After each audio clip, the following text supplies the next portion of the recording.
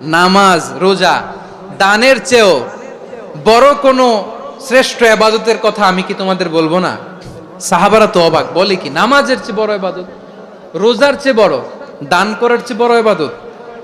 সাহাবীরা বললেন বালা ইয়া রাসূলুল্লাহ, নবী বলেন, বিশ্বনবী বললেন নামাজের চেয়েও বড়, রোজার চেয়েও বড়, যাকাতের চেয়েও বড়, সাদাকার চেয়েও বড় একটা ইবাদত আছে, আমি কি তোমাদের বলবো না? সাহাবারা বললেন ইয়া রাসূলুল্লাহ, বালা অবশ্যই বলবেন, সেটা কি? বিশ্বনবী বললেন ইসলাহু যাতিল বাইন।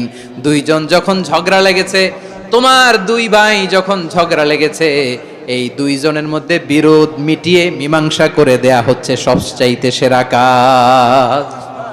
দুইজন ঝগড়া লাগছে, ইসলাহু যাতিল বাইন, দুইজনের মধ্যে মিলিয়ে দেয়া, এটা নামাজ, রোজা, সাদাকার চেয়ে বেশি সওয়াব।